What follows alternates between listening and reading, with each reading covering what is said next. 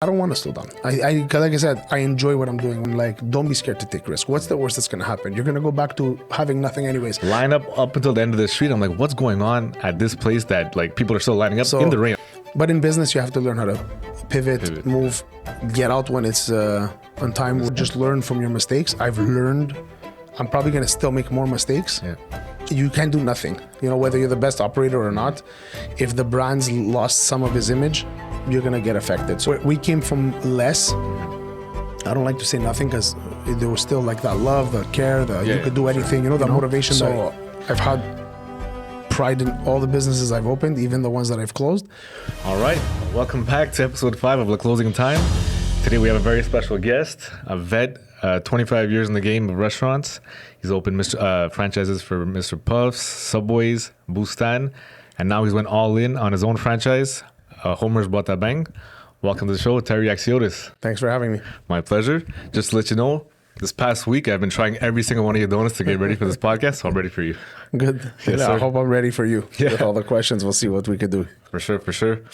So I try to sum it up quickly. It was a very quick introduction, but summed up about 25 years of your career in 5 seconds. So let's take it back. Where did it all begin for you?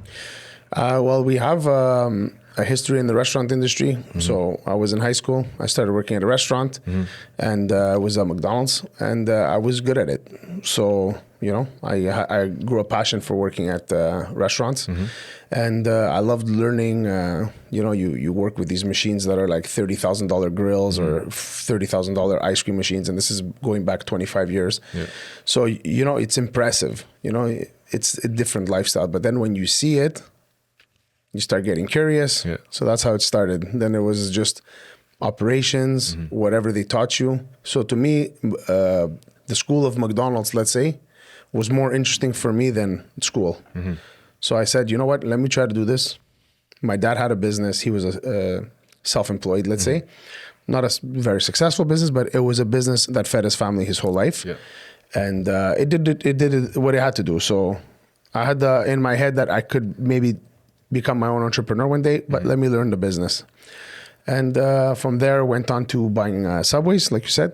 I ended up getting 3 Subways. Some lessons happened, as you're becoming a businessman, there's more to it than, than we think. Yeah. From there, I pivoted to Boustan. I bought a Puffs, sold some businesses, gave up some. And then after that, I just wanted to do it on my own. I had my own ideas and my own growth plan, and I tried it once. I did a burger chain. It was called Grand Burger. COVID happened. I got sick. So then I terminated the franchise agreements. So I don't hurt the franchisees that invested money, or at least I try to limit the damages. And then I still had my locale next door that was closed. I was going to reopen it as a burger place. But as I closed it, my main business was Boustan, got really busy. So I said, you know what, let me focus on the dessert concept. And I was seeing the success Beigne had in the Mile End. And they weren't growing. And I said, there's an opportunity, at least in the West Side where I was. That was the original plan, was just to open one and make money out of the one store. But when I opened it, it just blew up. Yeah, it was crazy. Social media helped, obviously, because nowadays, I think you could open a business and it could succeed a lot faster than before. A lot of people, before it was like you have to earn your reputation, you have to serve customers, and then you could do publicity on the radio and stuff like that. But now with social media, can get out there right away. You go viral once, you go viral twice, and then it's just like people want to try it. It's just crazy. Yeah. But it's good. It's a good thing. It could be a bad thing, but it could also be a good thing. Yeah. So that's how it began for me. And what year was that when you opened your first location? My first Homer's? Yeah. It was exactly 20 months ago. We opened in March 2024. Okay. Oh, wow. Yeah, it's been... It's almost 2 years. It's crazy because at that location, I went one day with my wife dragged me to go get some donuts because social media. Yeah, exactly. She's seen it. She's my wife bakes cakes on the side, so she's a big dessert fan. So she's like, okay, let's go. We have to go try these donuts, and I'm like, because we're in like the north side, so I'm like, okay, going all the way there just for donuts. I'm like, why? But I'm like, let's just do it because she's gonna be mad if not. It was a rainy day. line up until the end of the street. I'm like, what's going on at this place that like people are still lining up in the rain? I'm like, let's leave. Like, I must have told her the entire half an hour that we're in line. Let's get out of here. I'm like, what is this place? You know, like it was so intriguing. Then I go inside. There, you have the arcade style, and it was packed like door to door. It was super packed. Yeah, listen, it's like I said, it's social media. The one thing you don't want to do is there's been some chains that go viral. I'm not going to name names because I don't want to hurt their business, but they go viral, then they do good, and then because it's so hard to. Like you said, a lot of the men especially, they don't want to wait 30 minutes. You know, they're like, it's not worth it. I'll just go back when it's quiet. Women, children, more tend to wait. They don't care. They want to get it. They want to try it. They want to, you know, everybody want to post something on social media. So, but it could also hurt you in the long run. So to me, the store was so small. It was like 700 square feet. That I told myself, the customer's not going to wait an hour forever. After a while, it's just going to say, it's not worth waiting an hour. Look, it's good, but it's not waiting an hour good. You know what I mean? So you think, okay, you're going to lose the business eventually. So that's why we even thought of when we didn't want to expand, but when we expanded, the whole thing was to help the first store. Okay.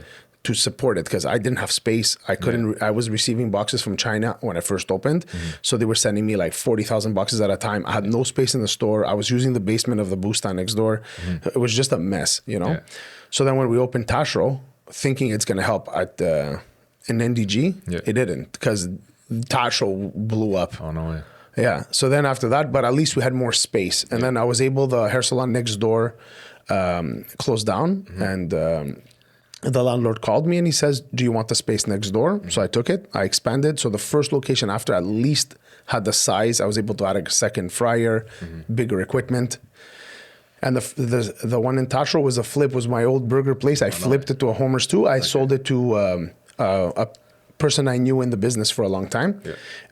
He was asking me every day for a store. So I said, you know what, let me just do it. And he lived in the South Shore. He had a big team. So I said, okay, let's do it. But then I live in Laval. So I said, you know what, let me try Laval. And Laval was the one that it was doing 3 times the volume of my other stores, and my other stores were super busy. But Laval, we built it also to be a monster store. And I think it was your biggest opening, right? Yeah. And then because of Laval, obviously, money-wise, we got better. We were very healthy at an early stage. I was already doing well for myself before, so I had a bit of cash flow. So I said, you know what? And then my DMs were flooded with people that wanted stores. So I said, you know what? We're going to franchise it officially, like make it like official. And then we just sold a lot of stores. Yeah, and you haven't stopped since. But we just try to keep them 20 kilometers apart from each other. So no, we don't cannibalize ourselves. Yeah. So when you started it, you didn't really have the intention of franchising, or did you? Look, I built it. I'm from the franchise game, from McDonald's, from Subway, from Puffs, from Boustan. It's always been a franchise. Like but I was on the other side. I was always the franchisee. So you never think it might work, but when you build it, at least build it that it's franchisable. Put a system, put timers, put procedures. You know, build it nice, make it like the branding nice. So if ever there's a possibility of franchising, you're already set up. But if you build it like a mom and pop, then it becomes a bit more complicated, because then you have to put your systems afterwards and stuff like that. So because I come from that school too, I'm used to it. So I'm able to train people, develop people, put systems in position where we could grow, we could scale. You know, I've always done it my whole life. So it comes more easy, but the initial plan wasn't that. The initial plan was fulfill the spot, make sure it's paying the rent. And if it could make me some profit, great. I could feed my partners. I could feed some employees that I've had for a long time. It's always to make sure your team is fed, because you don't want to lose your team members. You know, some guys have been with you for a long time. They want to, they want to raise, but if they're just managers at a store, that's the pay. But if we can keep growing, then they can become a supervisor. So it's always like, the more you grow, the more you feed your team, the more they have a loyalty to you and they stay with you. You know, if you can't grow, they might leave, and I don't want them to stay with me if they have a potential to make a 50% increase in salary, but sometimes I can't afford it, you know? So there's always a give and take, but always the purpose in my head is that I have a lot of people that, and now even more than ever, we have a lot of people that, you know, believe in me and my team. So they like working with us. They believe that in 5 years, let's say we keep growing, they can grow within the system. So do you think that's why other some of your competitors haven't been able to scale because they don't have the system in place, or what's that secret sauce that you have? I think it's not. Look, I worked at Puffs. They scaled. You know, it's some people just don't want, like Schwartz. I think if Schwartz would have grown, they could have made a killing. But they're happy with one store. So again, it's everybody they're content with what they want. So me, I'm an ambitious guy. I don't know. So for me, it's like, why not? I have one life to live. I want to challenge myself. Win or lose, I want to try. But I don't want to be reckless. But I'm very conscious in my head that it's still risky. Where other people are like, oh, I'm feeding my family with this one great location or two great locations. They're corporately owned. I don't want to risk it. It's good. So it depends. Everybody's like, maybe my upbringing, I grew up with nothing, so I don't care. Maybe somebody grew up with, and then they have money and they're like, well, I did it. I'm good for the rest of my life. You know, it's all relevant to your experience. Me, I just liked it. I have fun doing it. All my people in my, even my franchisees, we're all really good friends. You know, so it's just, as we grow, we all make more money. We're all happy. So it's like, it's not, I think everybody could do it. It comes easier to some than others, but it's all risk. If you're willing to take a bit more risk, it'll be easier. The minute you're scared, you won't grow, but it's because you're content, or like you've lost money, or you have young kids. You know, like some people, it's like my kids now are a bit older, so it's easier for me. It all, like I said, it's all relevant. I think my experience helps me for sure, but if I hadn't tried, look, I tried with a burger place. At the end, COVID happened. I lost a bit of money, not a lot, but it was, you could say, people would say it's a fail, give up, never do it again. But I learned from those 2-3 mistakes. I said, you know what? I just did it again, and it worked. What was the biggest mistake in the burger joint aside from COVID? Like, was there something that you could have done to prevent that from happening? COVID was, I did, okay, so what happened is COVID happened, everybody panicked. Obviously, it was a scary time, like especially in businesses, everything's closing down. You're like, oh my God, man, everything I worked for is gone. So that risk part was there, but you're like, it was like the first time in history, at least in my lifetime, that like everything shut down and we didn't know what's going to happen. So, but the thing is, my booth stands and my Mr. Puffs, COVID helped them. So sushi, pizza, Bustan, Puffs at the time, those businesses thrive. Poulet Rouge, they all thrived during COVID because it was very delivery friendly. So I'm like, oh, I'm gonna focus there because I'm surviving.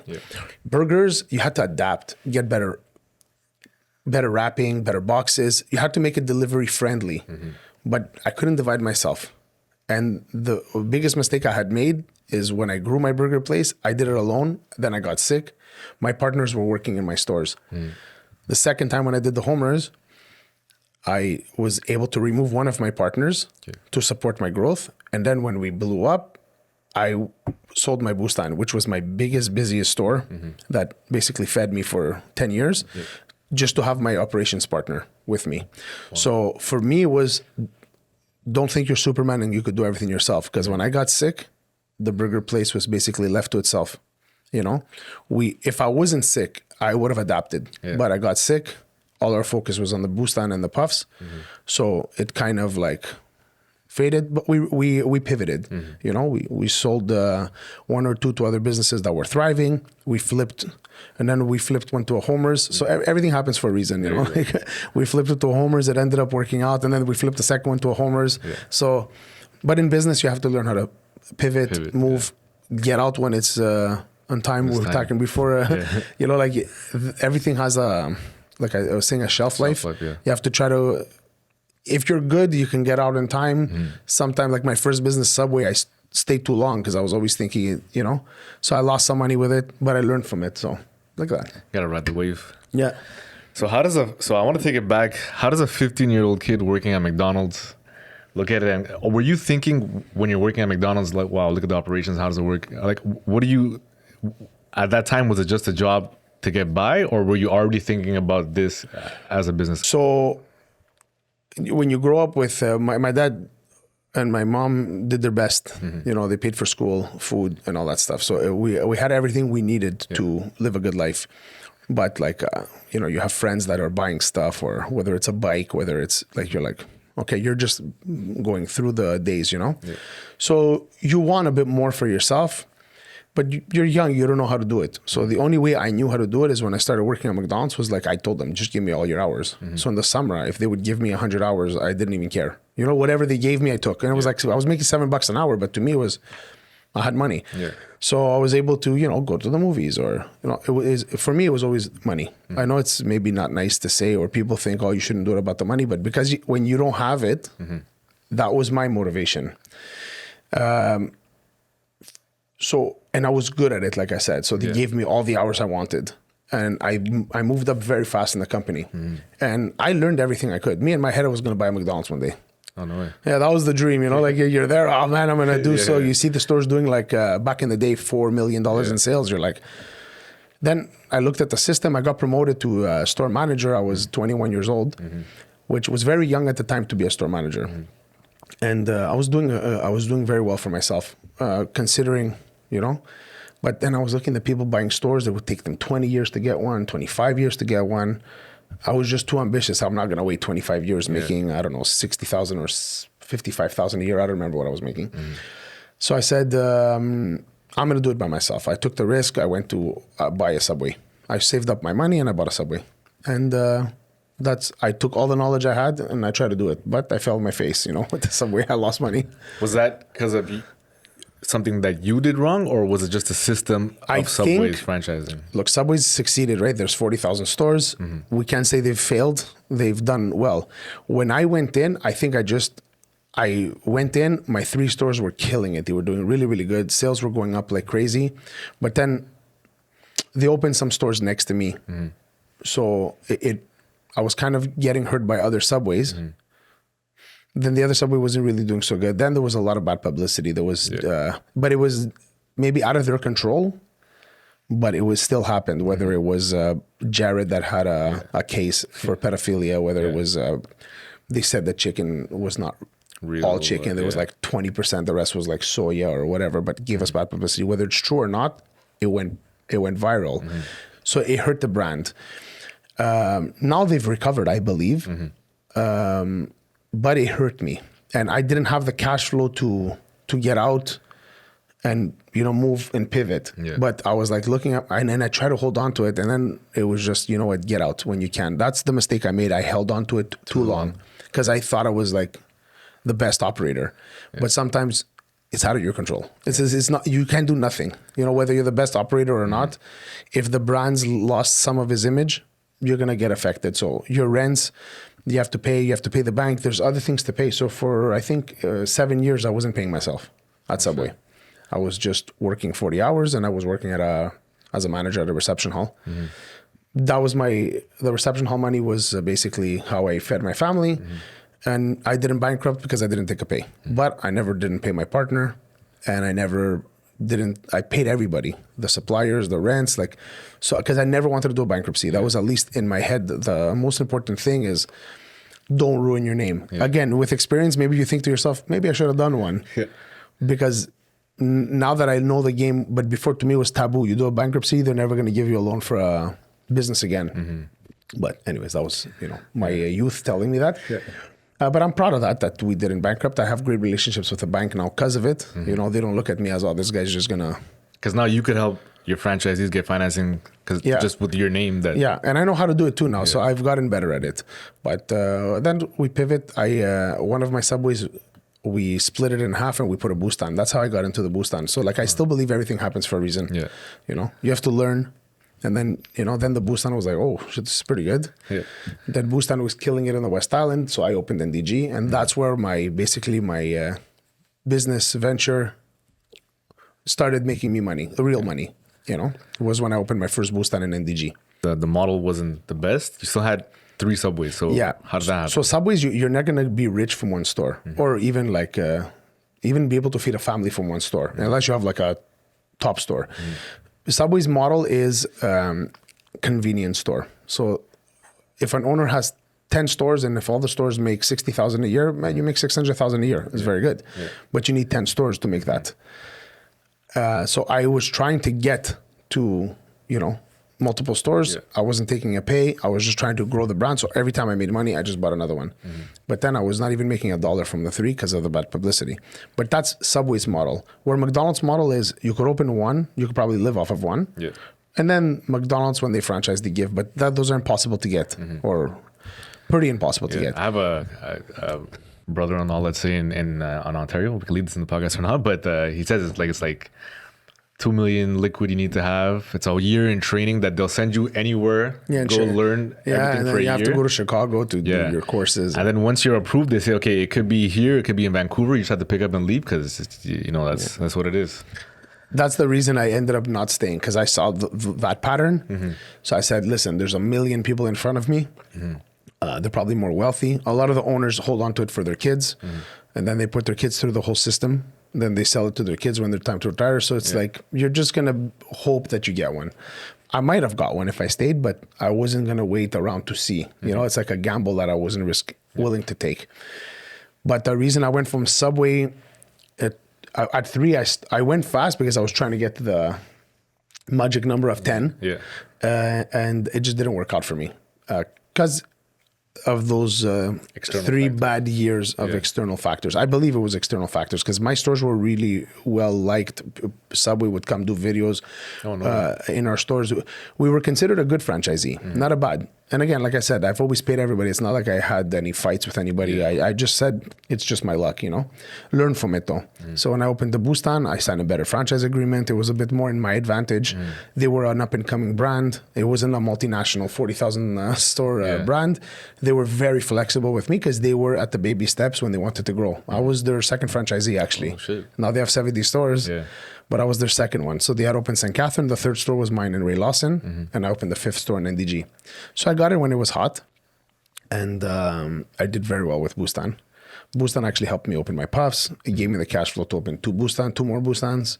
So it gave me an option to open my burger place. Yeah. So you're making enough money. But I learned from the Subway. I learned from the Bustan. I learned from the puffs. I kind of learned from every experience. And with all these franchises that you've owned, what's different about your business model in Homer's? Well, right now we're hot, like everybody was hot, and what I try to learn from everybody's mistakes, and I hope people learn from my mistakes because maybe in 5 years from now I'm gonna have made mistakes. I think we try our best to do that. So we look at the best brands and we try to emulate them. But I'm a sugar brand. I even look at Crumble. And I see Crumble's first stores, they're doing great, right? Crumble was the brand of COVID, right? They killed it. But now their first locations are starting to hurt a bit. So I have to be careful. The more I grow, I know it's a sweet industry, so I need to keep evolving. So that's why I started cinnamon rolls. I have plans to do more products, eliminate the ones that don't work as well. We have to keep going viral and being relevant. We can't forget about the first stores and think, oh, I don't care. And I can't think, oh, I'm making money, forget the franchisees. So not that other people do that, but in like the restaurant business is different, like Poulet Rouge or Bustan, it's food. People could eat food every day, twice a day. People can't eat donuts every day, twice a day, So I have to be up far from my stores. I try to keep a 20-kilometer radius. I know there might be competitors that come in the game and bite on my sales, but I just need to try to be a better product at affordable price, nice stores. But again, that's what I learned. Don't kill your franchisee. If your franchisee makes money, you're going to make money. If the minute your franchisee stops making money, your brand will fail because they're the ones controlling your brand. So would you ever sell your first store to help? Well, now actually I put my first store for sale. Oh, no. My NDG location, my corporate store. The only reason I put it for sale, though, it's because we're going to grow externally. We're going to grow to Ontario. We're going to the States eventually. We're going to go a bit everywhere. I need a team that's able to move. So we opened New York, and I had to remove some staff. You have to do immigration papers. It's very hard, right? But then also my store needs to operate. How am I going to let's say you grab 10 people, how is the store going to operate? You're hurting your corporate store instead of helping it. So now that I'm big enough, I'm going to have an operations team on the road. Okay. So and again, I looked at companies, and I saw that they were doing that. So if you look at, I believe Poulet Rouge doesn't own 100% the corporate store.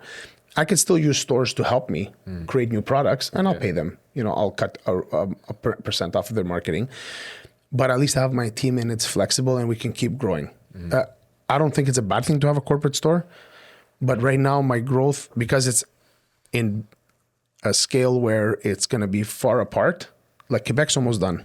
This year, I'm probably going to finish Quebec. Oh, really? Yeah, I'm going to do 30, 35 stores in all of Quebec. Okay. We're going to have to focus in Ontario. But then again, Ontario is going to be done. So if I might need my people one day in BC, I might need them in Calgary. You know what I mean? So what's the first corporate store really helping me with? Yeah. It's helping me have cash flow. But it doesn't matter at this point. I don't need the cash flow. What is a corporate store for those who don't know? A corporate store is basically the store where we do, like my partner will go, she'll develop products there. Well, and we have a team, we put extra payroll on it because whenever we open a store, we take 3-4 people, we'll bring them to West Island and we'll open West Island with their team. Okay.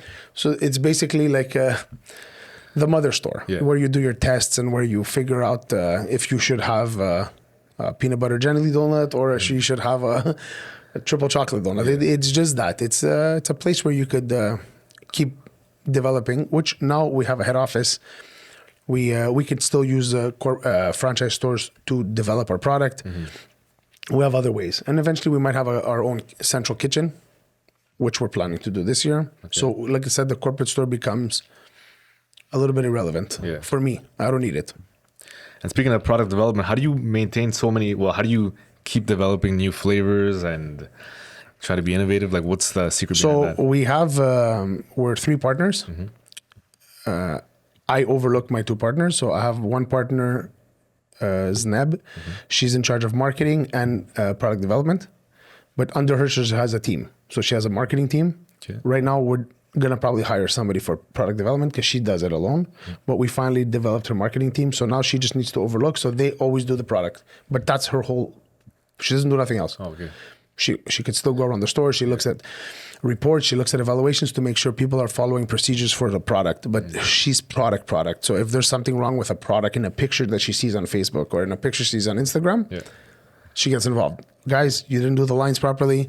There's not enough lines. You didn't put enough chocolate. You didn't put enough cookies. You know what I mean? So her department is that. So she stays in her lane. Then I have my other partner, Noriel. He does operations. And now we're developing a project manager for construction so we could be able to scale it faster. So he overlooks the construction and the operations. So he goes around the stores, makes sure that they're clean, they follow procedure, that donuts are properly made, they're not oily, they're not overcooked, they're not undercooked. Whatever has to do with operations, he takes care of it. And me, I overlook all of them. I also sign franchisees. I'm expansion, product, make sure they get it. But again, the team keeps growing. But for the product, to always keep changing it, it's my partner's Neb. Is there any task that you wouldn't be able to delegate with all this growth that you have to do yourself? I think everything you could delegate.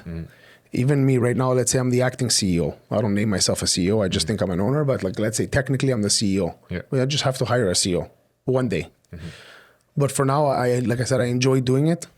So I could do it. If I get to a certain level where I shouldn't do it anymore because it's hurting my company, meaning because I have friendships with almost everybody. Actually, we're friends. I'm friends with a contractor. I'm friends with my agent. We're all close, but it could become like a problem where are you really helping the brand grow, or your heart's telling you don't because you have a friendship? So is it good for the brand that you're still a CEO or not? But that's a decision I'll have to take in the future. Right now, we're still small. We only have 12 stores. But one day, maybe. So I think everything is, I could delegate everything. I think right now, I don't let anybody touch a product because it's hard to calculate. But eventually, I'm sure I could hire a buyer and they can figure it out. So does every new flavor or every ingredient that you're buying go through you at the end? Yes. That's your final? I'll always approve, but I trust my partners, But I'll always, get involved when I have to be, Has there ever been a flavor that's... what's the weirdest flavor that you've put out? Or weirdest item? There was one that was very tasty. It was a mix of blueberry crumble. It just didn't look nice. I think my partner knew that. but that was like one of the first ones. But it tasted really good.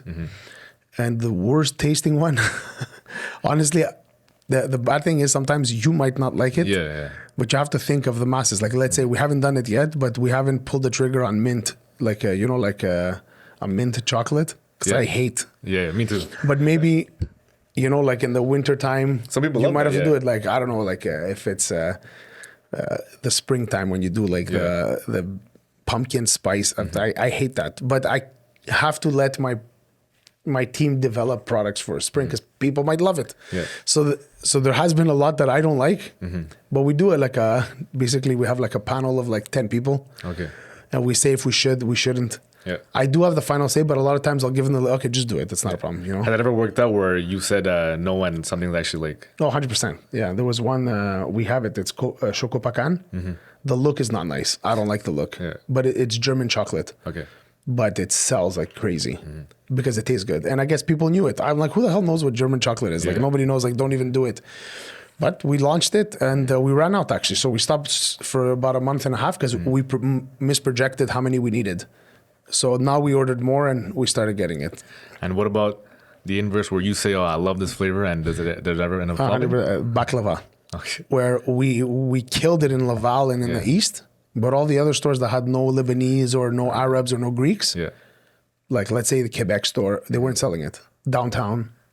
So I ordered a lot. And I had to end up donating about $10,000 worth of baklava to people. Oh, no way. Because it was going to be expired. So we stopped. So the guy calls me, he's like, it's expiring in, let's say, 3 weeks. I said, okay, stop selling it. How much do you have left? He tells me $10,000 worth. I almost had a heart attack. But we donated it to shelters. And, like we gave it away so people could still eat it while it's still technically before past date. But the product was phenomenal. Like it sold crazy Laval, East End. But it was a missed projection for me again. But that's why I'm in charge of product, because a lot of these mistakes can happen. Because if we don't innovate, it's easy if we just stay with the same menu all year long. We don't have any issue. But customers are going to be like, nah, it's always the same thing. How often do you change or rotate? We try to bring out 4 donuts a month. Oh, no way. Oh, sure. Yeah. And products and whatnot. Now we launched cinnamon rolls, so sometimes when you bring out cinnamon rolls, you might not touch the donuts. Now we could flip some cinnamon roll tastes, and because they're working really, really well, the cinnamon rolls. I love the cinnamon rolls. So we try to change minimum 4 a month. Okay. That's our objective. Sometimes it's more. Like on this month of February, it's going to be quite a bit because we have Super Bowl, we have Valentine's Day, we have Ramadan. So there's a lot of things happening where you have no choice to change the donut just to be like inclusive, or because the holidays too, Easter, these Christmas, those months, like December was crazy busy. But because you have Christmas, you have you had New Year's, you have we brought out the cinnamon rolls. So and then you have January that we know is a quiet month because the first 2 weeks people spend out everything for Christmas and the holidays. So we try to wait a bit. So we've been a little bit off the grid. Now we're going to start again because we know February, March, April, those are the good months. And how was the Homies opening? The Homies opening in New York was amazing, actually. It was very, very good. I'm very happy for the guys. It's a bit stressful for me because they have a high rent because they're in Soho, Manhattan. But they like to make sure they sell out. New York is a type of city where scarcity is good. I'm going to make this many donuts, or I'm going to make this many subs. There's a lot of places in New York like that. And when they sell out, they close. That's never been my mentality because I come from the school of McDonald's, 24 hours. If you, you can make money at any time, right? Type of thing. But I understand what they're trying to do. It's doing really well. And I think one day they're going to open late because the street that they're on from 6 until 11, it's crazy busy. So, but, they're doing a good job. They have 5-star reviews. It was it was a lot easier to open than I thought, but that's because the boys there are doing a good job. You know what I mean? It could have been a lot harder, but you never know until you try, right? So I've had stores where I thought would be easy were a disaster to open. And then I've had stores I thought were going to be hard and were the easiest. But we're learning from that. What was the biggest obstacle to open a store in New York since it's a whole different country? The biggest issue was I rushed it because you have to. So in that store in particular, I don't own it. I don't make any money from it. Nothing. Oh, no way. No. Okay. So I trademarked it now in the US. So you have to technically do, but thank God there was trust between me and the partner there, let's say. So it's a licensing agreement. He owns the store. I just helped him develop it, but I don't make a cent from that store. Okay. I should have waited. In reality, if you're a smart businessman, you wait. But they were really eager to do it. I thought they were good people. I'm a guy that doesn't mind taking risk, but I'm not doing that again. Meaning I'm going to wait now. But in the next 6 months, I should have all my legal papers to do it right in the US. In the sense that you would have not done a licensing agreement and then no, in the real or? thing, you would have done your first store corporate. You go move there. You have like you get a visa.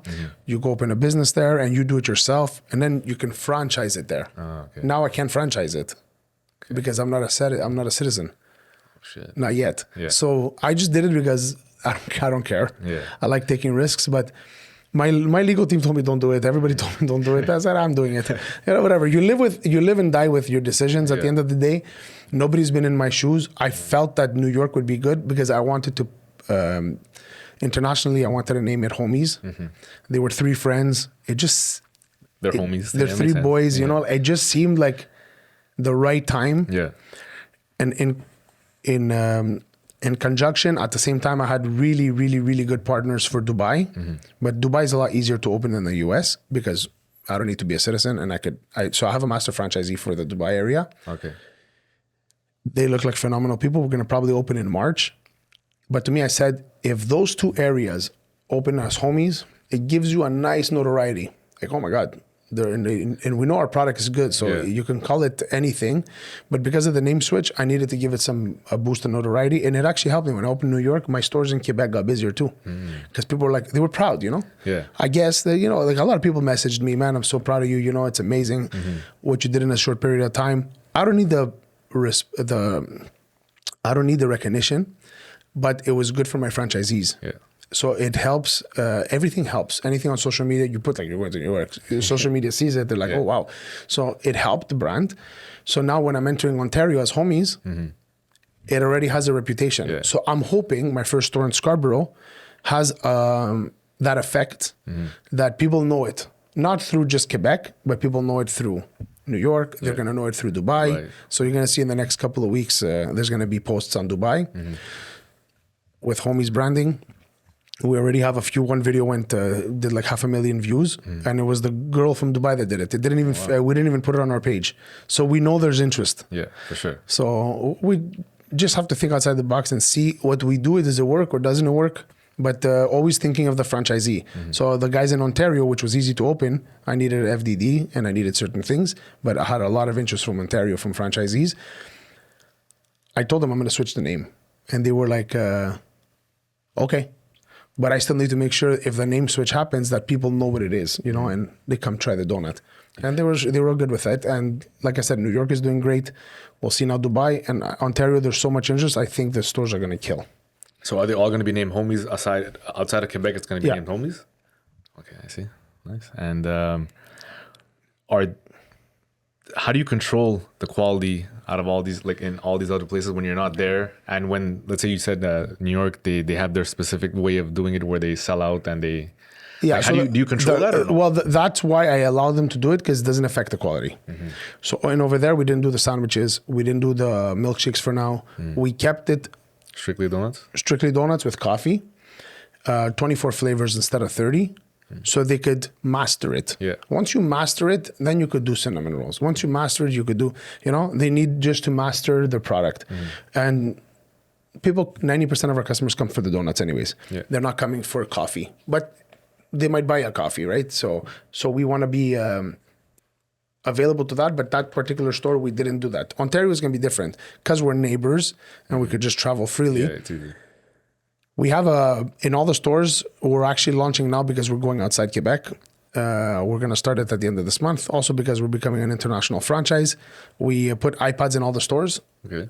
There's videos of how to make every donut, how to make every milkshake, how to make the dough, how to fry the dough, how to make the coffees.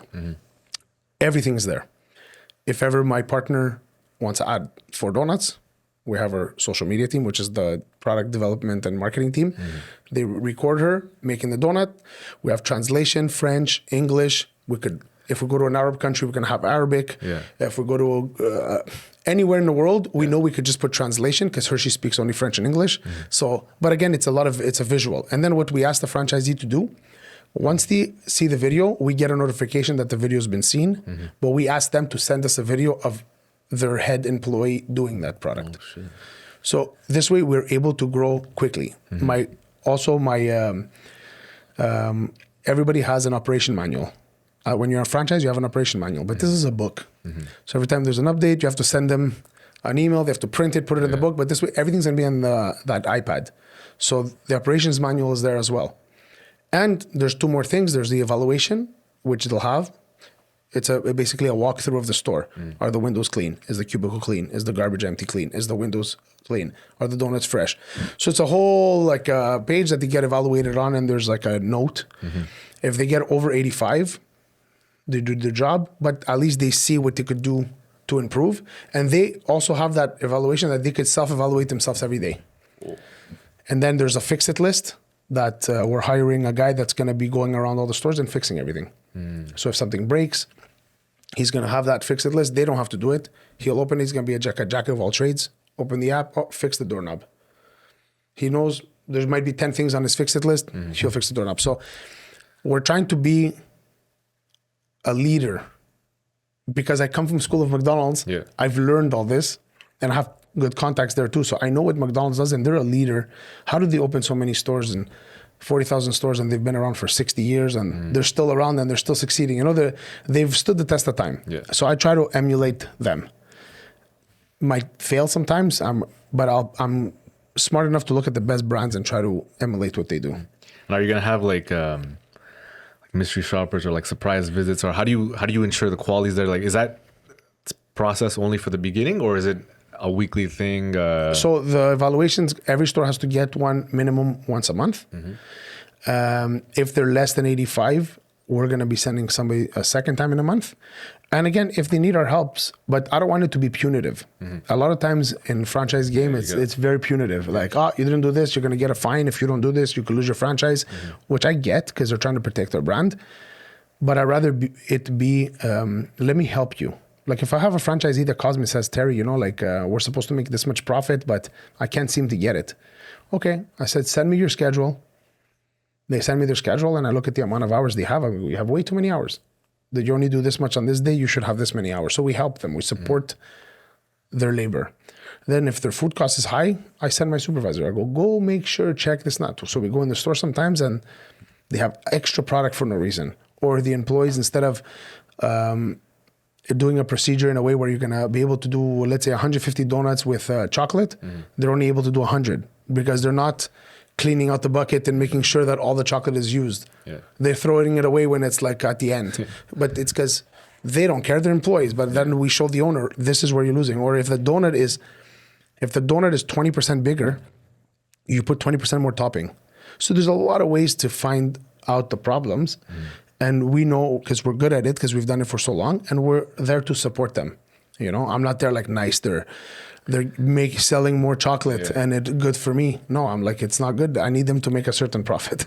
And what is that certain profit margin? Look, when you open a store, you make a killing because we start very, very high because we do big openings. We bring entertainment, we bring DJs, we do everything. There's the hype around it. So the stores do crazy sales. But on an average, most franchises do 5 to 10%. If you do 5 to 10%, 10% is really considered good. And that's with paying the loan. Yeah. But the loan is profit. So really they're probably making 15% in a normal business. Us, we make, let's say 10 to 20 paying the loan. So we're really making 15 to 25, and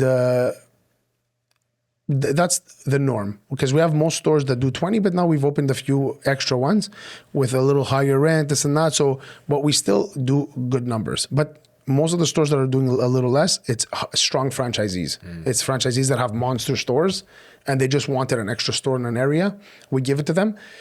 We know it's not going to be like a Laval or, you can't have if you have 20 Lavals, you're the richest guy in the world. You know, like it just doesn't happen.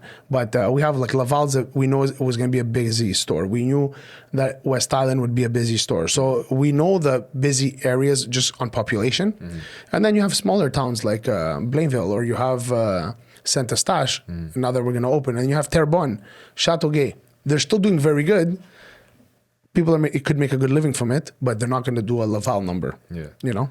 What's your next superstore? Or I think the next superstore is going to be, there's no more left in Quebec. Yeah. Actually, Saguenay might be very busy because it's isolated. I think actually if we ever go to Rouyn-Noranda, we're looking, Saguenay, we signed it. Rouyn-Noranda would do very good because there's nothing else there. Yeah, I don't know if you know what I mean. It's like the whole city or the whole area, let's say they, with the neighboring towns, have 200,000 people. But it would be their... Only... You know what I mean? And we're not going to open 3. We're going to open 1. Over here in Montreal, and let's say, if Laval, let's say they don't like Laval service, they can go to the east, they can go to West Island, they can go to NDG, they can go to, you know what I mean? But there we're going to do 1, and we have to pick a good franchisee. Yeah. We believe those are the busier stores, actually. Gatineau was a really good store. I think Ottawa is going to be very busy, Canada. Or actually, Ottawa has really been very lively on the Instagram, and we get a lot of action from there. So we believe it's going to be busy. Scarborough is going to be busy. What is it about? Said it was Ottawa or Gatineau? Gatineau was very busy. Is it because it's like the closest thing in Ontario for now? Yeah, and it's next to Ottawa. And these guys, their Uber doesn't even go to Ottawa because it's a different tax code. Oh, shit. So they're only getting Gatineau customers on Uber, but a lot of customers from Ottawa drive down, take the donut. So their store is doing really good. And it's a very small store. I didn't expect it to be that busy. I bought a store. I got the franchisee store at 1,250 square feet. It should have been a little bigger because they're busier than the size they have. So did you not think it was going to be that busy? That's why you got a smaller... Yeah, I didn't anticipate the fact that all those Ottawa people would kind of come over. But eventually there's going to be 3 stores in Ottawa. So that store, that size should be good. But like, let's say Ottawa has 3 stores, those Ottawa people are going to stay in Ottawa. So that's going to be a Gatineau store. Yeah. You know, some people might still come over because they're right out of, they're like Ottawa, like Nepean or that little area is literally like 8 minutes away. You know, so there's still going to come some people, but I think that store would stabilize. It's that owner that owns the territory in Ottawa also. Okay. So I'm splitting Ottawa in 2, one of them being the Gatineau owner. Do you ever see it being on, the en routes? You know what?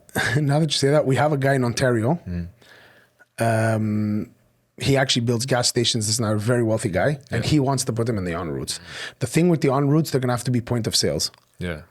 So it's going to be like we're going to have to find a main store, a mother store, that could feed 2 en routes. So the en routes would have the donuts. When they sell out, they sell out. Yeah. So they'll get delivered a certain amount of donuts every day. Yeah, we do see that happening. It's a potential, but we haven't signed them. No, we actually signed them, the guy, but we haven't found any yet. We need to find him a mother store first that's near the en routes. So that is a strategy. Yeah, there's a lot of things happening, but it hasn't happened yet. We're hoping it does, but that is a good idea. We think the guy brought it to us as an idea. We weren't thinking it because we don't want to do a lot of point of sales. We want to do a few, but not a lot. Because already those are like pretty scattered out.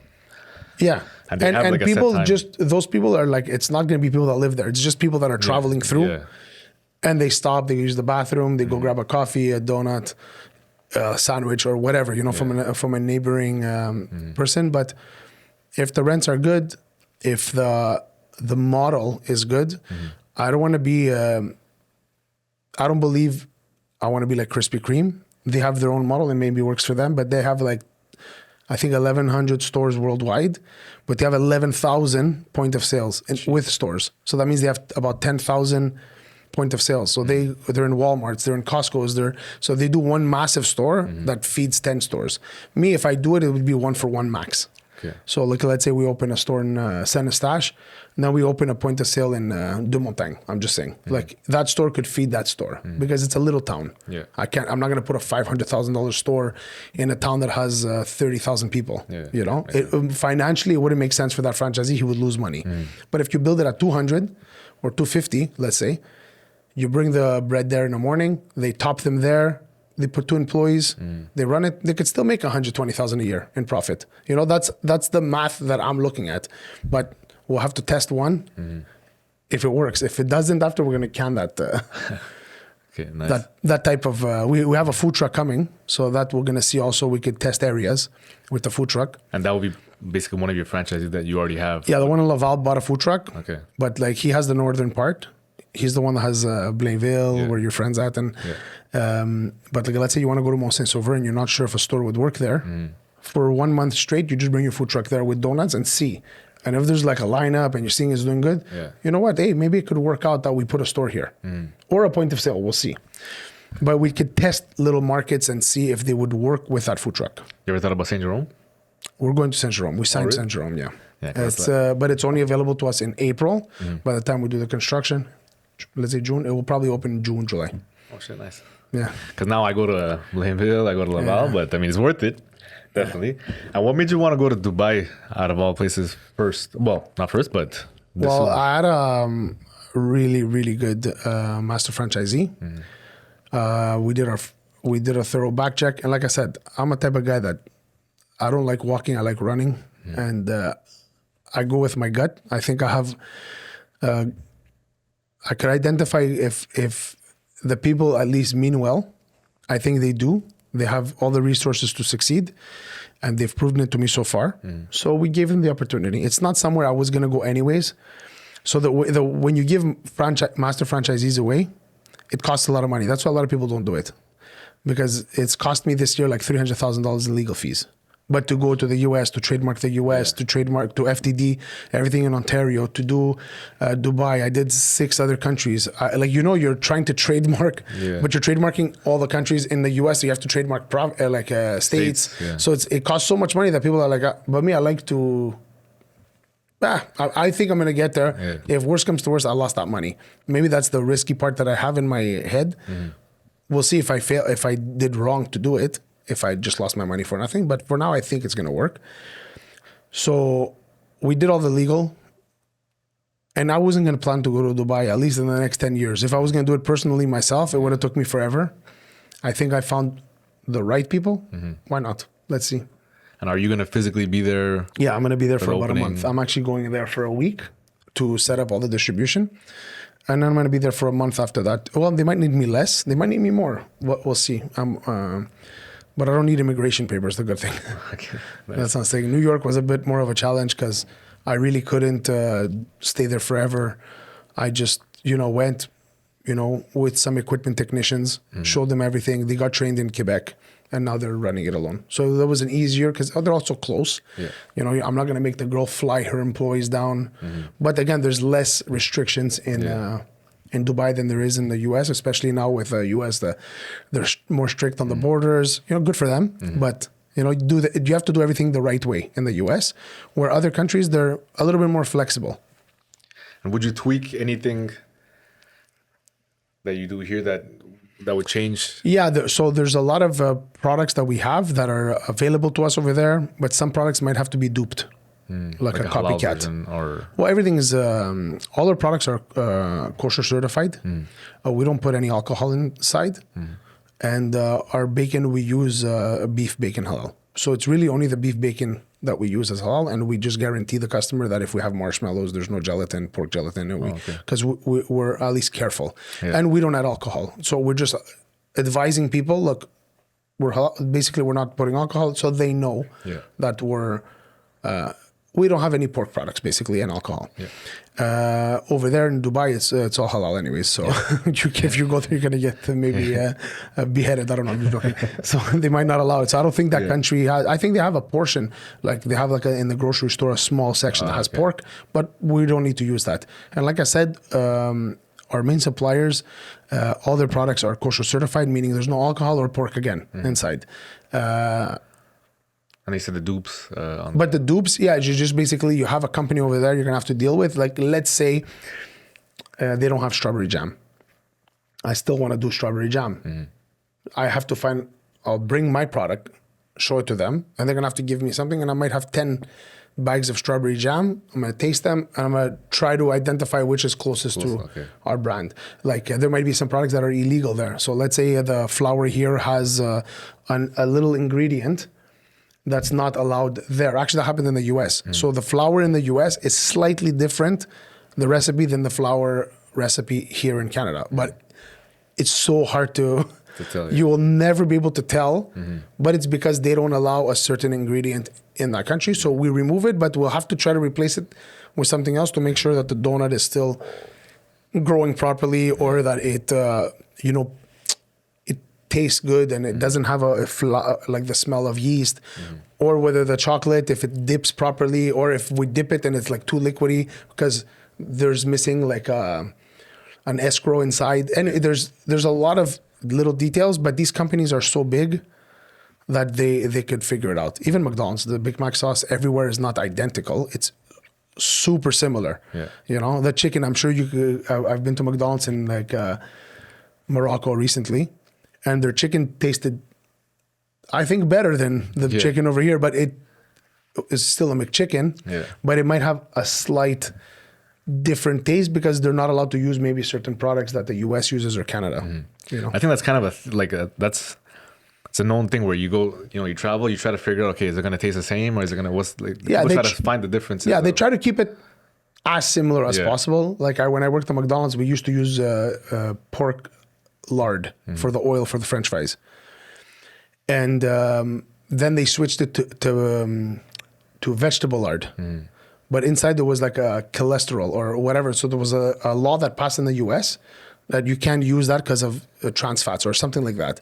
And I remember working at McDonald's and they were getting fined, from what I would remember hearing. They were getting fined, they didn't care, until they figured out the transition to no trans. So their fry doesn't change too much in flavor. You know what I mean? Because you don't want to just change the whole product. You want it to be as similar as possible where they cannot identify the difference, Nice. And I want to take it back a little bit. Sure. Dive into your childhood. Not too crazy there, but as you said that you grew up in Parc-Ex. Were you born in Well, born at the Jewish General, but born and raised in Parc-Ex. Parc-Ex, okay. I wasn't born in Parc-Ex. I was born in more in Côte-des-Neiges, but I moved into Parc-Ex later on. So I thought it was kind of a step back in life. When my family moved into Parc-Ex from a Huntsic, I was thinking of it as if like, oh, we're moving into like a more rough area. How did you find growing up in Parc-Ex when you were young? Look, that's what I knew. Yeah. not that I live in Laval, let's say, in a nice area. Yeah. I feel it's, I wouldn't want my kids to... Parc-Ex is great though. Yeah, exactly. You know what I mean? But it all depends. Like, right, you learn different life lessons. But for me, Parc-Ex was safe for me. Yeah. But I was obviously raising my kids. I'd rather raise them in the suburbs, put them in a private school, because my schools, there was fights all the time, whatever. And actually we went to Mont Royal High School, but there was a disaster. There was only kids from Parc-Ex or like Lucien Pagé. There's a lot of... But it's normal. It's character development, I find. Yeah, it is. But I loved my childhood. I can't complain about it. I ended up, coming out of it unscathed. But you hear scary things, or you think. And now that I think of things that happened to me as a kid that weren't scary, are scary to me now, because if that would happen to my kid, I would be shitting my pants. You know. So but it. I have a lot of friends still from Parc-Ex to this day that, we say we got out of the hood, whatever. But to us, it wasn't, back in the day, it was just that's all we knew. Yeah, exactly. It was fun. Yeah, don't get me wrong. I feel the same exact way. When I was in it, that's all I knew. So that's not like, you didn't know what TMR or whatever, something else was on the other side of the fence. And I feel like, it's kind of like a melting pot where you have different communities, Greek, you have a lot of Indians, brown people and stuff like that. So it kind of does help shape you for like adulthood too. Do you find that any of your environment helped you? Yeah, I think it helped me not be a racist, to be honest with you. Because like I have friends of every race and every color and every gender and whatever, like I have... brown friends, white friends, Greek. I have every friend, because my school was multi-ethnic. We didn't see color. We saw friends like, okay, this guy's a good guy. We're going to hang out with him. There was no, okay, we had pride in being Greek. Obviously, we had our own little thing for the little Greeks and stuff like that. But it wasn't hate. It was just, we made a hockey team, the Greeks, and we were playing the Italians or the Latinos or the Indians. But it was, okay, maybe when we were playing hockey, it was intense. But after the thing, we were all friends. Yeah, exactly. There was no... so I think that was good. But again, I think Laval's doing a good job. My son has he's friends with a lot of different nationalities and stuff, but I liked that. Like we didn't, we can go to people's houses.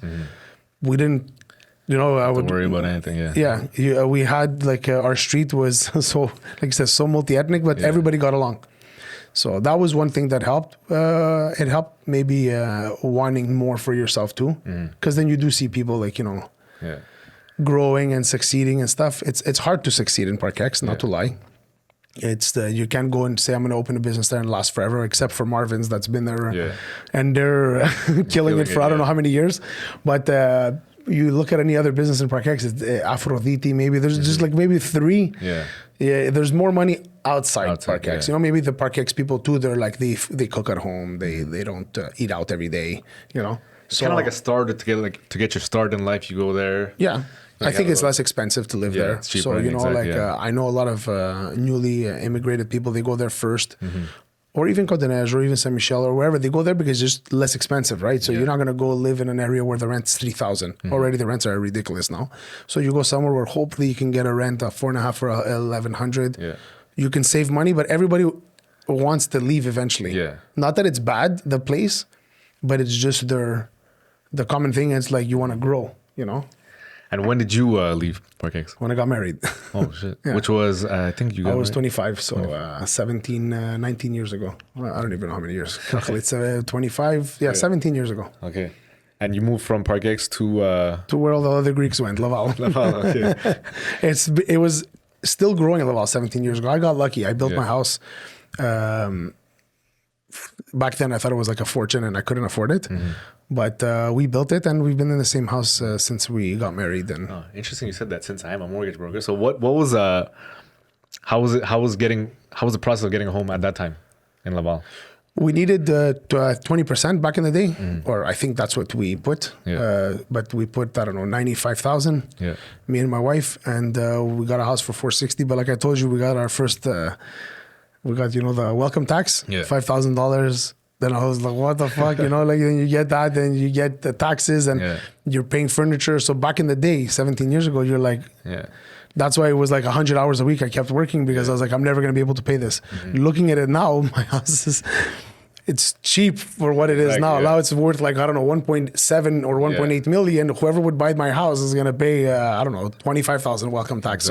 So in hindsight, the best thing to do is buy, even if it's expensive now, buy now, because in 10, 15 years from now, it's just going to be. The best time to buy, it's always now or when you can.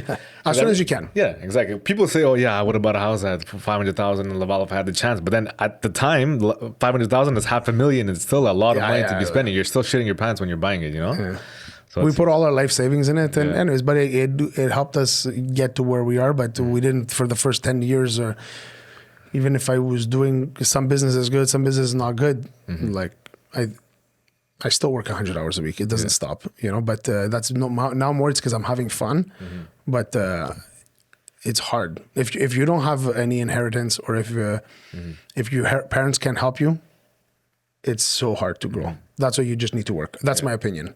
Or get really lucky or be really good in a specific trade and make good money fast.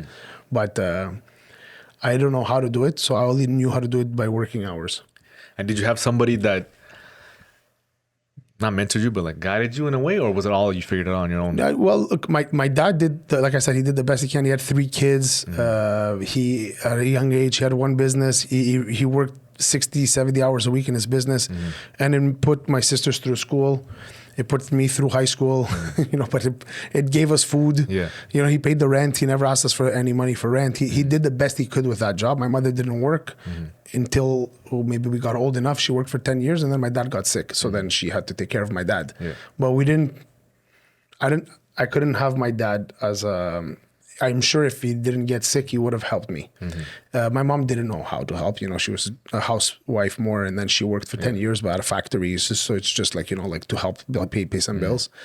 So the biggest thing was I had a friend of mine. It's my God. He baptized my son. My God, I call him Cubaro. I forget how to say it in Your English. kid's godfather. Yeah, my kid's godfather. And his dad, as immigrant too, but this guy was so risky. You know, he bought like a farm with like Christmas trees, and he bought a hotel in Hawkesbury with a restaurant. He bought buildings. Like he was I looked at my friend because I was always with him, and I was like, man, this guy he's nuts, but man, he's succeeding.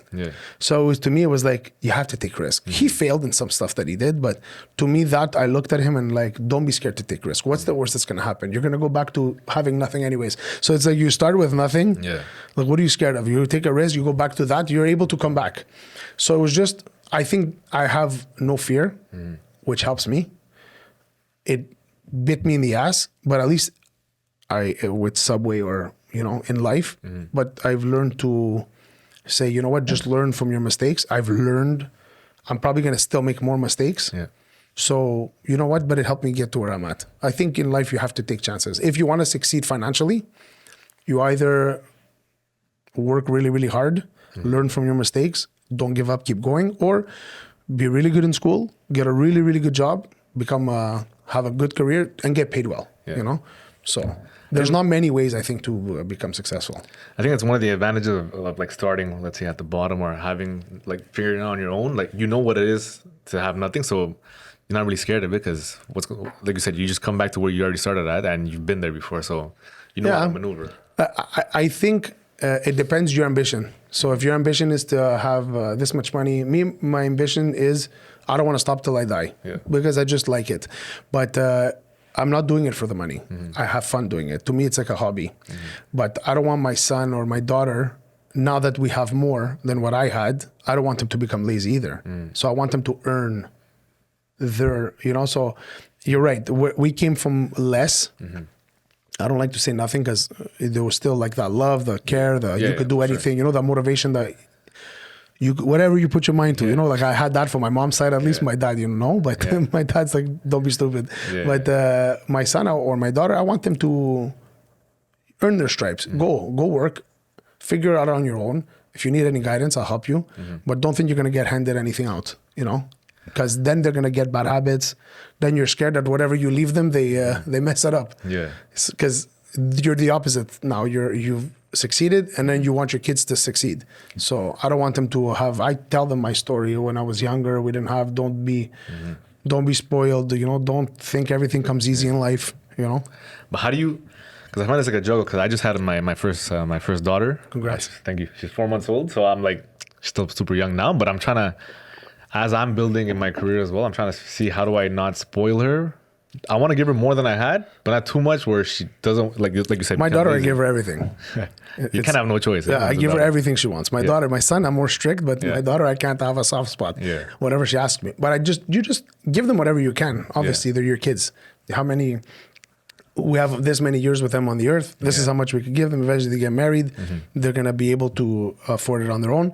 But I would give my kids everything they want, but I educate them on everything. And my kids are not very spoiled. Like, they don't ask for, like, I go to a store and I'll tell my son, let's buy this. He's like, no, I don't need it. Like, something, a nice pair of shoes or something. He likes it now, but they're not spoiled. My son's never had I bought him a PlayStation. He never used it. I gave it to my my Cubaro, you know, his godfather, the Xbox actually. Now I got him a PlayStation. He doesn't use it. You know, he's not a type of kid that he plays sports. He's active, you know. Okay, they have iPads. They have their little things that they like. And my daughter's more spoiled though. It's going to be harder I don't know about you, but it's going to be harder for your daughter because I'm more, but I keep my wife to, I let my wife be more strict with her, you know. That's the game plan with me too. I let her be the mean one and I'm the fun one. Yeah. They're going to get whatever they want. The girls at least. I think. That's for me. So you just, so you don't really try to No, I just give them example. My son worked at Homer's when we opened the stores. I told him he was 14 when he first came. He was really good at working and he learned every position. And, you know, like I don't want him I'm working 18-hour days. So he would come work and he would do a 12-hour day. And my son is an athlete. But after 12 hours, he was looking at me. He's like, man, how are you still on your feet and you're fat? You know, he could tell me that. I'm like, because it's money. Because like this is money. You know, when you work your whole life to succeed, when you're succeeding, you don't feel pain. Okay, maybe when I went home, I was dead. But him, an athlete that could probably do a 5 kilometer in less than 20 minutes. Yeah. After 10 hours, he was dead. But it's because to him, he didn't see it as, he just saw it as a job. Yeah. So when you like what you do, you don't feel it as much. But he learned, at least. He says, oh man, kind of, no matter what, they're gonna have a bit of respect for how the money's made. Yeah. They see their father sweating. They think at home, maybe, oh, the guy's doing nothing and he's making money. But it doesn't come like that. Yeah. You have to clean toilets. We have to filter oils. We get burnt. We're serving 100 customers. Customers are telling you off if it's too long. And you're like with a smile, I'm so sorry, I apologize. Not, they see the human side of it. So I think experience is good for kids. I want my kids to work at least a bit, 5-10 hours a week. Focus on school, but like learn real life, because it's not going to be like when you finish school, like you think it's going to be easy. Your boss is going to tell you this is a deadline. What do you mean there's a deadline? Yeah, but there's a lot of things. But I think my kids, I'm hoping they become good kids and they're just good people. That's the priority. And I want them to learn how to work hard, and earn their money. So. Sure. And you've said multiple times, you've worked 100 hours, you're expanding super quick. And I saw that sometime, I think around November. I remember because it happened to me as well. The same time as you got into an accident. I got into an accident on the highway. I slipped, crashed right after, a month after my baby was born. So it was to me, it was put my mortality in question and made me think about life in a different way. It wasn't that dramatic, but the car was totaled and I was unscathed, Oh, that's good, thank God. Yeah, thank God. You as well, something happened to you. You got into an accident. Well, I was driving to Saguenay. Yeah. And I was near Alma because I was looking at a spot. Yeah. We signed a spot. And a little deer, I don't know, man, he popped out of nowhere, hit the bottom of my car. Yeah. I destroyed the poor thing. I hit him at like 100 kilometers an hour. I didn't even see him, I feel really bad. Yeah. But I was able to drive home. The radiator didn't get affected, but it was like $14,000 of damages for the insurance. Yeah. But then I told myself, it wasn't lack of sleep. It was just to make a video, was it because of sleep? It wasn't lack of sleep. I could drive. I went with my franchisee and my contractor around to Ontario. We did an 18-hour day. We went to see 10 locations and we went to Michigan. Like we drove. I drove the whole time. Yeah. I'm not. I could function on 4 hours of sleep. But it was just bad luck. Yeah. But I told myself, maybe as I do 18 hours, as I'm getting older, maybe I'm gonna be like getting drowsy. I don't want to put my life at risk, So we'll see. If I keep growing external and like let's say Ontario becomes a thing, I'm not gonna fly to Ontario. I don't think so. Yeah. Maybe I'll just hire a guy that works with me. We'll do social media at the same time. Yeah. Then we can flip. If I get drowsy, he could drive. But that was just the thought. Oh, okay. I had a deep because I had a question planned out. I was going to say, how did that make you reflect on slowing down? You're not going to slow down, it sounds like. The only thing that made me reflect on slowing down is when at the burger place, I got pancreatitis. I passed out. Yeah. I woke up. My wife called the ambulance. I wasn't going to go to the hospital. I go, oh man, what did you do? You don't have to work tomorrow. It's not. It's like, I heard a boom. I see you on the floor, passed out. And I've never, nothing affected me, So you think you're invisible. That made me realize that, okay. So the only thing I slowed down was I lost 70 pounds. I'm a lot healthier, but I feel even more energy now. Yeah. If I could lose another 30, 40 pounds, I think I'm going to be invincible. Yeah. But I don't put myself in positions. If I think I'm tired, I'll take a nap, 30 minutes in my car. It's just my body's used to working like that. It's become accustomed to that. Yeah. But I don't want to slow down. Like I said, I enjoy what I'm doing. When I go see my franchisee, I like him. We talk, we have a good time. And I surrounded myself with people that are as ambitious as me. So they're motivated, it feels good. You have a contractor that's willing to, I'll do 50 stores, whatever you want this year. He's building his team to support my growth. Then I go to my franchisees, I want to buy everything. I'll buy all the stores. Their ambition is okay, so I could keep going. Yeah. If you have everybody with you, I don't know, I don't want to buy a store. Success helps. Yeah. Being busy, making money helps. But I'm telling you, my whole team around me, I don't think I'm surrounded by people that are lazy and that don't work hard. So there's a Greek actor that said he's 80 years old, the guy, and he always hangs around with 30-year-olds. And he was telling people, they're like, why do you always hang out with 30-year-olds? Why don't you hang out around with people your age? He's like, because every time I'm with those people, they talk to me about the medicine they take, that, oh no, I take 10 medicine. I'm depressed after I'm with them. So he hangs around with people that are living life, enjoying life. So they're maybe my age, but I'm hoping to always, stay with people that have joy for life, the joy for growth. You know, I surround myself with people like that. Even my franchisees, like I said, if I have a franchisee that I see is a little nervous, this and that, it can help me in my selection. You know, you want somebody that believes in your brand or that believes in you, that could help them grow. And my objective after becomes a mission to help them grow and make money. But, So you thought about slowing down, then you just went 200 kilometers an hour, basically. You just kept going. no, it scared me that. I didn't think I was going to slow down. Yeah. But I've had 2 occasions in my life. Once I fell on my head from like 8 steps high with my son in my hands. Oh, shit. And to protect my son, I held onto him and I spiked on the cement. I got concussed. I went to the hospital. You know, it's like, it was a misstep, but it was always work. Like the guys telling me you have to stay overnight. I'm like, I have to go to work. I have payroll. You know, my employees want to get paid. Yeah. So then he tells me 3 words. And he's like, remember them when I come back. If you do, I'll let you go. He tells me the 3 words. I didn't remember them because I had a severe concussion. Yeah. So then when he left, I wrote them on my hand. And I put a timer on my phone. So every 30 minutes, I would look at my hand, you know? So I looked at my hand. And then when he came in the room, I said the words like banana, snake, whatever. Yeah. He's like, okay, you're good to go. But I was like, not good to go, baby, but I had payroll to do. If I don't give payroll, my employees are going to kill me, you know? Yeah. So it's just nothing. It's hard to slow you down. I just hope health continues. But health, my kids' health, my family's health, that's the priority.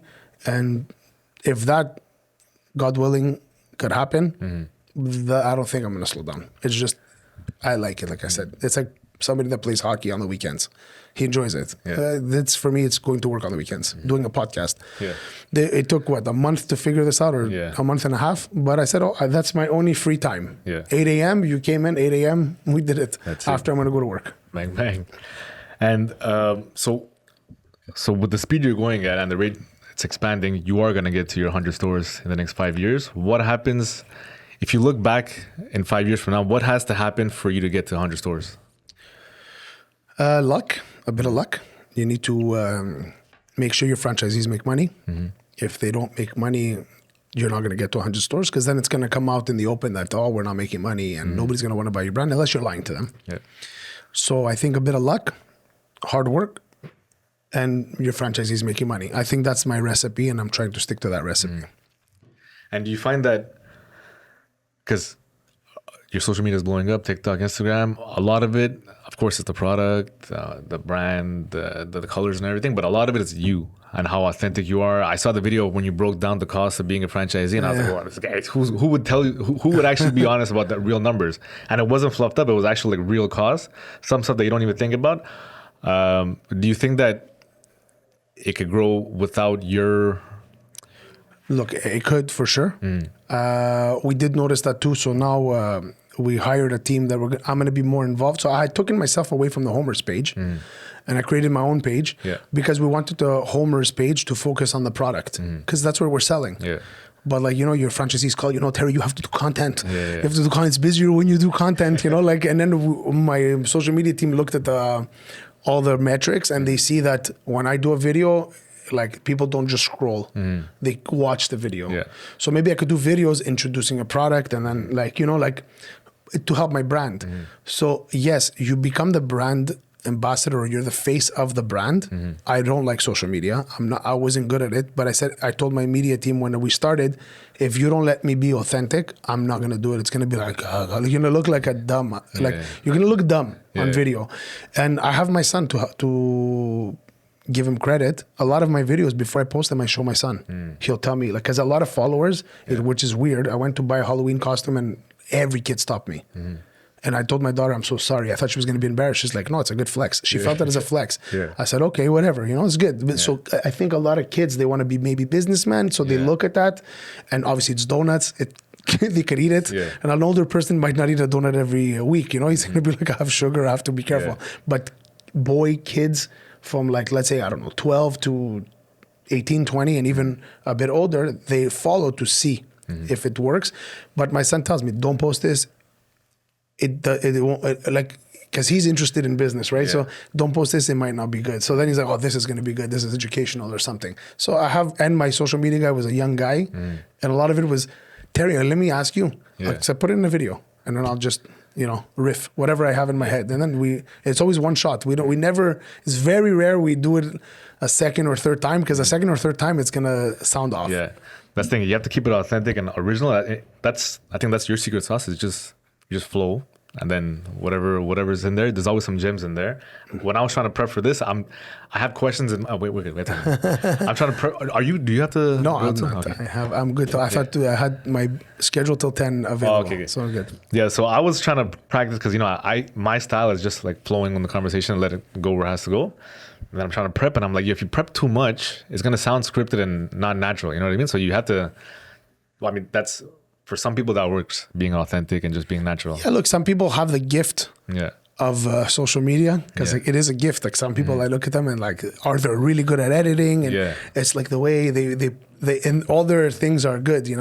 I look at a kid like I'm very impressed with him, Bakla Eats, and he did a video for us, and I thanked them, and I told him, I think you're going to be the next big thing. Yeah. He mukbangs in his car, the guy. Yeah. but he's so good at it. Like, even if you don't feel like eating, you're like, man, I want to eat. I don't even know. He's eating a Big Mac. Yeah. Then I get a craving for a Big Mac, Like, it's crazy. Everything he does, but he has a gift for it. Yeah. I don't know. The way he has a bigger, I don't know. He's just good at it. So I tell people, if you're good at something, you could do it. Some people are not good on the camera, but you could always be authentic. You're a master of something. I believe I'm a master of. I failed, but in restaurants, I'm a master of that. And as I do other things now, growing the franchise, I'm not a master yet. So I don't talk about it much. Like, this is how you franchise a business, because I'm just good at it. Maybe one day I'll become very good at it and I could talk about it, but I have to know more about it. I don't want to ever make a video and then somebody writes on the comments like, what are you talking about? And he kind of corrects you. But anything I've put on video, if they would debate me, because they don't know what they're talking about. I've lived it. I've been through it. So that's all I post. Things that I've, literally have done my whole life and know for a fact, at least even in Quebec. I'm not going to start talking about things that happen in the US. I don't know, So if you're authentic, you're good at what you do, talk about what you're good at. That's my opinion. Facts. And so closing off, I tried a new segment. It's called the podcast called The Closing Time. It's because I'm trying to make it bilingual, right? So a little bit of English, a little bit of French. And closing is like we close a deal, not necessarily we're closing down the business. Yeah. So what is your favorite deal that you close, location, whatever? What's something that's a transaction or something that you're most proud of, your most favorite location? You know what? I'm the most proud of obviously the first homer. When you do, I'm proud of the Bustan I opened, but it was somebody else's creation. When you create something and you're doing tests for 6 months. So the first homer is an NDG to go and create everything and look over it with your partners, pick out colors, take out like whatever the case may be, figure out the price. And that's the thing you're the most proud of. You open it, it succeeded, and you don't want it to fail. You want it, it's your baby, So I've had pride in all the businesses I've opened, even the ones that I've closed. But, the official one, it has to be that. That's what, brought me to this level. And it's what's going to feed me, my family, for the time being, at least. Yeah. So for me, it's for sure creating, innovating the homers in NDG, the original. The OG. And is it harder to start the first one or the 50th one? Or not start, but is it to open the 50th? The first one is, I think is easier because I rely on myself. Like I said, you do 100 hours on the floor, you're serving every customer, you see every donut coming out, it's easier. Now, when you're franchising, if you don't have a good system, or if you fall on a franchisee that doesn't make money, then let's say they start cheating. Yeah. And then it affects your brand. So I think it's a lot easier to do one store, corporate, you own it, you run it, you micromanage it. Now you have to pick the right candidates, you have to put the good systems in place, make sure you overlook them, help them make money. If they're making money, that's why to me it's very important they make money. Yeah, because if they make money, they're going to listen to you. Yeah. When they don't make money, they're going to tell you yes, they're going to go behind your back. Yeah. You tell them put 2 Oreos, they're going to put 1 Oreo. Yeah. You know what I mean? You still have ways to catch them, but it's like, why are you going to play that game? Why do you want to be an enemy with your partners technically? Because they're all my partners, but for different stores. I make a royalty. they hopefully make profits, and we're all happy. That's. But it is a lot harder to franchise. Yeah, for sure. And they don't. And if everybody's making money, they don't have to try to do their own thing or like take their eye off the like. Divert it to something else. Listen, a lot of my franchisees, they have multiple stores. I don't ask my franchisee to be in the store, but give me people that are going to be good or like are responsible that I could talk to. So we make sure that they have a manager in place, that they have, when their manager's not there, that they have like McDonald's, like a crew chief or somebody we could talk to. So when we have, with everybody, we have a WhatsApp group. So whenever we see a customer complaint or if we see a picture online that's not nice, the donut looks a little off, we take it and we share it with the group, not just the owner, because the owner might be doing 100 million things. Yes, some of my owners have 10 stores, but they're people, they say, oh, we apologize, we'll talk to the staff, we'll see what happened in the morning. So we have a good system, I believe, and again, we're very respectful to everybody as much as we can be. Sometimes obviously we have to put our foot down if it's not nice what they did, or it could affect the brand and it could affect their store, and we look, if we see there's a store in particular that has sales that are lower than the rest of the market, I send my team. Don't go punish them. Go see what's happening.